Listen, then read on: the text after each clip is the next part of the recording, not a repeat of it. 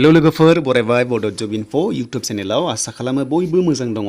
दा मैया आं मोनसे भिडिअ होदोंमोन जेराव 26,000 भेकेन्सियाव नोंथांमोना पेमेन्ट साक्सेस जायाखै बा नोंथांमोननि जुदि पेमेन्ट साक्सेस जायाब्ला एग्जाम होनो मोनगोन ना मोना, एडमिट गगोन ना गवा एबा रिजेक्ट जागोन नामा। दा बे मोनसे जोबोर सोंलु जागासिनो दङ आरो लोगोसे मोनसे कमेन्ट्सबो फैदोंमोन जे ग्रेड 4 लेभेलाव डिग्री पास एप्लाइ खालामनो हाया होननायाव सासे कमेन्ट्स खालामदोंमोन जे बेनो जाबाय जे नोंथाङा मिसलिडिं होदों होननानै। दा मानि थाखाय मिसलिडिं होदों आं नोंथांमोननो गासैबो डिटेल्सखौ होगोन जे सोरना रं जादों नोंथांमोना नायबानो जाबाय जे ग्रेड 4आव डिग्री पासआ मानो एप्लाइ खालामनो हाया नोंथांमोना आं लाइभ प्रुफ दिन्थिगोन। आसा खालाम नोंथांमोना बयबो बुजिगोन। दा जाखायो गोबां बिदिनो साफा सानै बुजियै थायो, जेबो नङा, नोंथांमोना सोंनांगौ। दा बेखायनो आं नोंथांमोनजों फिन खनसेबाव लाइभ प्रुफ दिन्थिबावगोन जे ग्रेड 4आव मानो हाया डिग्री पासआ। स' बिदिब्ला लोगोफोर गोबाव खालामा जों थांगोन अफिसियेल साइटआव आरो लोगोसे हेल्थनि एग्जाम माला जामारगोन जों बेखौ दासिमबो क्लियारलि बुंनो हाया जे अफिसियेल नटिसखौ आउट खालामाखै। नाथाय 29 मेआव जानायनि चान्सखौ लादों। बयबो बुंदों जे 29आव जानायनि चान्स दं होननानै। नाथाय बेसेबां सैथो जों जेब्ला अफिसियेल नटिस आउट जागोन अब्लासो जों मोननो हागोन। थ' बेखायनो जों गोबाव खालामा, जों नायथारनोसै लाइभ प्रुफ जे डिग्री पासआ ग्रेड 4आव एप्लाइ खालामनो हागोन ना हाया। जायफ्रा खालामदोंमोन स' नोंथांमोना गिनांगौ दंना गैया बेनि सायावबो जों डिटेल्सखौ नायगोन आरो मानि थाखाय रिजेक्ट जागोन जों बेखौबो बेयाव जोङो रायलायगोन। स' बिदिब्ला लोगोफोर जाय नोंथांमोना चेनेलाव गोदानै फैदों साबस्क्राइब खालामना लानो हागोन बेबायदि जबनि आपडेट मोनबाय थानो। बेनो जाबाय बड' जब इनफ' इउटुब चेनेलाव। दा बेखायनो जोङो क्लिक खालामनाय लोगो लोगो अफिसियेल साइटआव दा जोङो माखासे सेलेक्ट अप्सन मोनो गाहायाव। स' नोंथांमोना सेलेक्ट अप्सनाव क्लिक खालामनाय लोगो लोगो गोबां सोंलु एबा कुवेरिस जों मोनो। अके, जों बेयावनो सोंनो गोनांखौ जों सोंनो हायो, डाइरेक्ट एन्सार मोनखायो। दा बिदिब्ला जों फैनांगोन नाम्बार 4आव। थ' जायफ्रा गोनो गोथो जागासिनो दं नोंथांमोना नाम्बार 4आव नोंथांमोना सेलेक्ट खालाम। बेनो जाबाय if I am graduate can I apply for this class 4 post. थ' नोंथांमोना जायफ्रा ग्रेजुवेट क्लास 4 पस्टआव एप्लाइ खालामनो हागोन ना हायाबा ग्रेड 4आव हागोन ना हाया। दा बेनो मोनसे सोंलु आरो मिसआन्डारस्टेन्डिं जाबाय थायो जे ग्रेड 4आव ग्रेजुवेटआ हागोन ना हाया। दा बेयाव जों क्लिक खालामगोन। क्लिक खालामनाय लोगो लोगो जों गासैबो आपडेटखौ जों नायदो। दानिया एन्सारा न'। थ' नोंथांमोना नुबाय लाइभ प्रुफ एन्सारा न'। बेयाव बुंदों जुदि एचएस पासनि नोंथाङा बाराब्ला अब्ला ग्रेड 4आव एप्लाइ खालामनो हाया नैबे पस्टनि थाखाय, जेराव 26,000 भेकेन्सियाव बेयाव सिस्टेमानो बुंखादों। बेयाव आं मिसआन्डारस्टेन्डिं होआखै बा आं मिसलिडिं होआखै। थ' बेनो जाबाय बेवहाय गासिबो गाइडलाइन्सआ बुंखादों जे न' नोंथांमोना एप्लाइ खालामनो हाया। खिन्थु नोंथाङा एचएस पास मोनबा अब्ला ग्रेड 4आव एप्लाइ खालामनो हायो।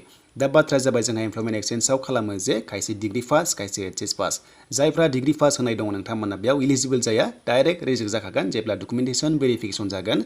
आरो नोंथाङा एचएस पासल' बा डिग्री पास होनानै एचएस पासल' दङबा नोंथांमोना हागोन। खिन्थु नोंथांमोना आरोबाव ग्रेड 3आवहाय जुनियर एसिस्टेन्टआव नोंथांमोना खालामनो हाया। लोगोसे बे फन नाम्बारा दासिमबो खामानि होआ। गोबां आं कल खालामबाय नोंथांमोननो लाइभ प्रुफ होनो होननानै, नाथाय एसेबो कलखौनो रिसिभ खालामाबा डाइरेक्ट दानना होयो। थ' बे लोगोफोर एक्टिभ जानायबा मोजां जागौमोन, मानोना गोबां केन्डिडेट प्रब्लेम फेस जागासिनो दङ। पेमेन्टआ साक्सेस जायाखै दासिमबो। दा पेमेन्ट होननाय लोगो लोगो बुहुत हाई पेमेन्ट दङ। बेयाव गोबां बाथ्रा दङ जे 1000 गाहाम थाङो मोनब्रै पस्टआव सेलेक्ट खालामबा ग्रेड 3आव आरो लोगोसे जोंहा ग्रेड 4आवबो थाङो 150 हिसाबै मोनसे पस्टआव सेलेक्ट खालामबा 300 गाहाम थाङो। दानिया जों नायथारनोसै जे लोगोफोर जों लगइन खालामनानै पेमेन्ट जानाय जायखौ जों बोरै नायनो हायो। बेनिफ्राय जोंहा मा खालामनांगौनो माखासे बेयाव हम दङ, बेनिफ्राय रेजिस्ट्रेसन दङ, लगइन दङ, कन्टेक्ट आस दङ। फिन खनसेबाव कन्टेक्ट आसाव क्लिक खालामबाय। दा बेयाव क्लिक खालामनाय लोगो लोगो सेम नाम्बारानो ओंखारबाय थायो आरो टाइमिंआ बुंदों जे 10टानिफ्राय 5टासिम वार्किं टाइमा। होमबाबो बेयाव एसेबो थाङा एबा जों ट्राइखौबो मोनाखै। मेल अप्सनबो गैया। मेल अप्सनखौ नायदोंमोन। स' नोंथांमोना मोनोब्ला कमेन्ट्स खालामबानो जाबाय, मेलखौहाय आं मेल खालामना होगोन। थ' बेयाव आं मोननाय जायासै। थ' नोंथांमोना हायोब्ला कमेन्ट सेक्सनाव लिरबानो जाबाय जे बिनि मेल दङबा। स' बेनिफ्राय जोङो लगइन अप्सनाव क्लिक खालामनांगोन जों पेमेन्ट जानायखौ नायनोबा जों एडमिटखौ मोननो। आरो एडमिटखौ नोंथांमोना बेयावनो मोनगोन, डाउनलड खालामनो हागोन जेब्ला पेमेन्टखौ साक्सेस खालामनो हायो। थ' पेमेन्ट होआबाथ' एडमिट फैनाय नङा लोगोफोर, जों एग्जामखौनो होनो हानाय नङा, मानोना जोंहा रिजेक्ट जागोन। दा आइडि बावदोंब्ला फरगट पासवर्डआव नोंथांमोना क्लिक खालाम, होमबानो नोंथांमोना मोनफिननो हायो, आइडिखौ मोनफिननो हायो। जेबो गिनांगौ गैया। जाय मबाइल नाम्बारा रेजिस्टार दङ बेयावनो थांगोन मेसेज आरो बेयावनो नोंथांमोना मोनगोन। दा लगइन खालामसै, फैदो एप्लिकेसन नाम्बार बेनिफ्राय पासवर्ड होनानै जोङो लगइन खालामसै। दा लगइन खालामनाय लोगो लोगो नोंनि प्रफाइला गासैबो श' जागोन आरो नोंथांमोना एडमिटखौ बेयावनो डाउनलड खालामना लानो हागोन जेब्ला गभर्नमेन्टआ एडमिटखौ रिलिज खालामगोन आरो एग्जामा जागोन जुलाइ। थ' जुलाइआव एग्जाम जागोन, जुलाइआवनो एग्जाम जागोन होनना बुंदों आरो नोंथांमोना थाबैनो बेयाव साख्रिखौ मोननाय जागोन। डिपार्टमेन्टआथ' गोबां रोखोमनि बेयाव डिपार्टमेन्ट थागोन। दा जों बेखौनो लगइन खालामसै। लगइन खालामनानै जोङो नायनोसै जे पेमेन्ट साक्सेस जाबा माबायदि श' खालामो।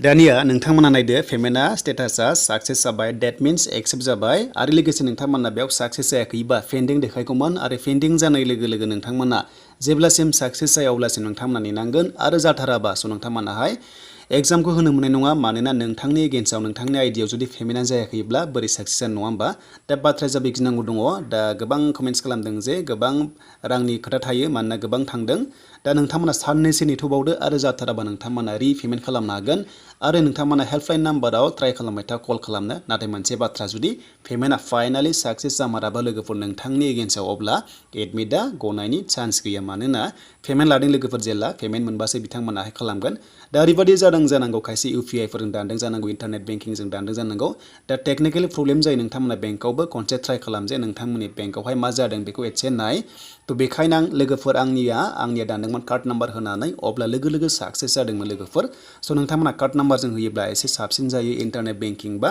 माखासे इउपिआइजों दानोब्ला सम माखासे सार्भार डाउन जायो जायनि जाउनाव पेमेन्टआ साक्सेस जानो नागिरा दा ओंखायनो नोंथांमोना खनसे ब्रान्सआव कन्टेक्ट खालाम नोंथांमोननि ट्रान्जेकसना जादोंना जामाराखै अब्लानो नोंथांमोना मिथिगोन लोगोसे नोंथांमोना बेयाव ट्राइ नायबाय था लगइन खालामनानै ओंखायनो बे लगइन अप्सनाव नोंथांमोना क्लिक खालामनानै जेब्लायबो नायबाय था थ' बेनिसिम लोगोफोर माखासे आपडेट आसा खालाम नोंथांमोना मोजां मोनदो बा लाइक कमेन्ट एन्ड शेयार खालामदो बड' जब इनफ'खौ